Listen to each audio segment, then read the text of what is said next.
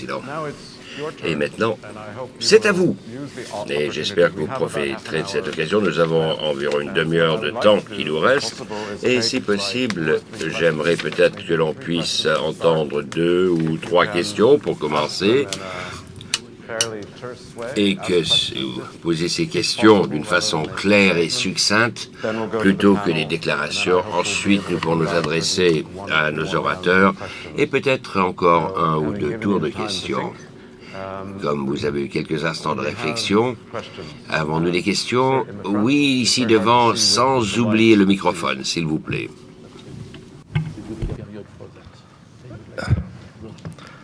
Jawed Kardoudi, je suis le président de l'Institut marocain des relations internationales et je voudrais poser 2 questions. La première à M. Védrine concernant la composition du G20.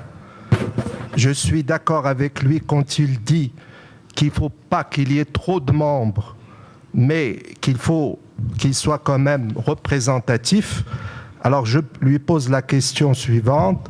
Pourquoi au sein du G20, il n'y a qu'une seule organisation internationale qui est l'Union européenne? Pourquoi ne pas joindre d'autres organisations comme par exemple l'ASEAN en Asie ou l'Union africaine, de façon à ce que l'Afrique et l'Asie soient mieux représentées. Et toujours dans la même question, comment M. Védrine pense-t-il que le G20 va permettre la réforme du Conseil de sécurité? Une deuxième question très courte à M. Han Sang-soo. Je suis tout à fait d'accord et tout le monde l'a dit, il faut qu'il y ait nécessairement une réforme de l'ONU. Alors je vous pose la question, monsieur, vous qui étiez à l'ONU et qui avez présidé l'Assemblée générale, qui s'oppose à cette réforme? Pourquoi cette réforme ne peut pas avoir lieu? Et merci. Merci, monsieur. C'est les bonnes questions. Il y a un hand way in the back. I think it's Werner, but I Tout au fond, je crois que c'est Werner, mais j'en suis pas sûr. Voilà, Werner Weidenfeld, directeur du Centre pour la recherche à Munich. Et Thierry de Montbrial, ce matin, nous a dit que le premier pas à faire est de définir le problème. En ce qui concerne les problèmes principaux, j'aimerais reprendre 3 mots-clés et pour essayer de voir comment surmonter le problème. Le premier mot-clé est désaccord. Et le problème est défini par les désaccords qui existent entre une structure hautement mondialisée et une structure de réponse qui est nationale. Comment surmonter ce désaccord ou ce désalignement? Deuxième élément, la gouvernance régionale. Ne faudrait-il pas souligner cet aspect?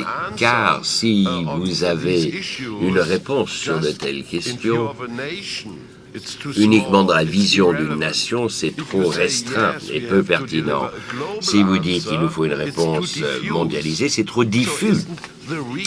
Alors, ne pensez-vous pas que l'approche régionale soit l'approche appropriée, comme nous le voyons dans la perspective européenne, 500 millions de personnes organisées dans un système politique, étant entendu que ces États se sont confrontés sur les champs de bataille pendant des siècles. Le troisième élément, la perception. Nous sommes en train de créer, de définir des problèmes en fonction de nos propres perceptions. Et comment sommes-nous en train d'influencer la construction de réalité par la perception?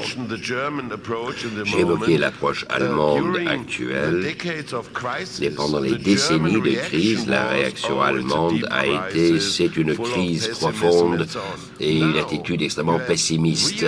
Aujourd'hui, on est confronté à une crise de grande échelle, la réaction allemande disant « c'est une crise, mais nous nous attelons à la tâche ». Alors, qu'en est-il de cet élément de perception? Merci beaucoup. Oui. Merci. Pierre Lévy, directeur de la prospective au ministère français des Affaires étrangères.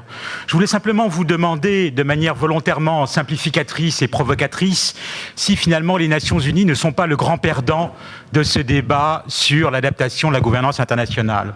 Le système, quand on regarde ce qui s'est passé au cours de ces dernières années, finalement le système a évolué là où il était le plus informel et finalement peut-être aussi le plus mou.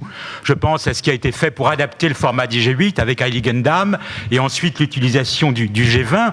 Tout cela est très important car ces instances ont une fonction d'impulsion et de concertation, mais il y a aussi le système des Nations Unies qui a une fonction irremplaçable de légitimation et une fonction universelle.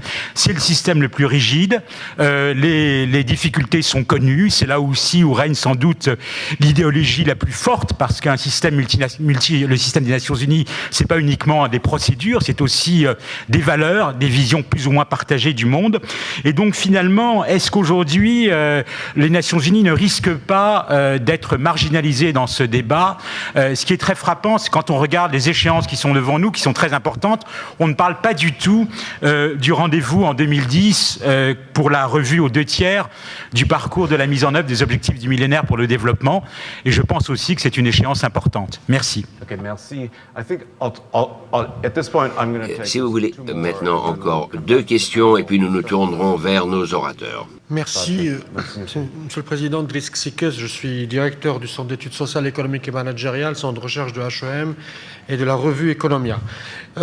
Je voulais proposer, suite aux 3 mots-clés avancés par M. Montbrial, multipolarité, hétérogénéité et globalité, 3 autres mots que je voulais soumettre au panel.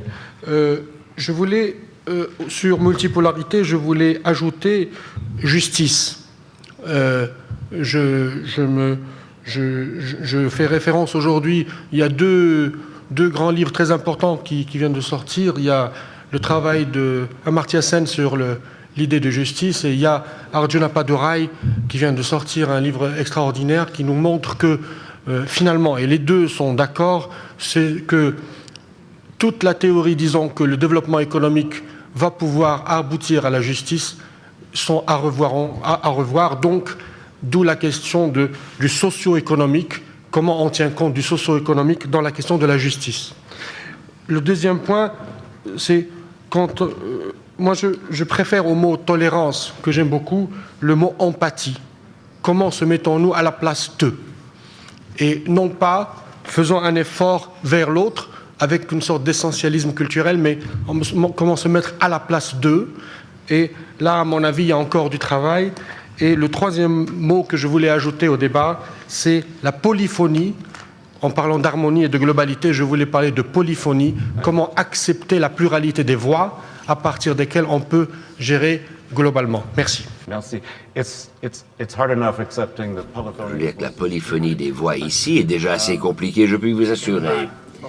Oui, au fond, la dernière question. Oui, Hervé Mariton, député français. Les interventions du panel étaient passionnantes, qui décrivaient une évolution idéale, une évolution raisonnable et une évolution plus modeste. Simplement, je suis resté un peu sur ma faim sur le qui veut quoi.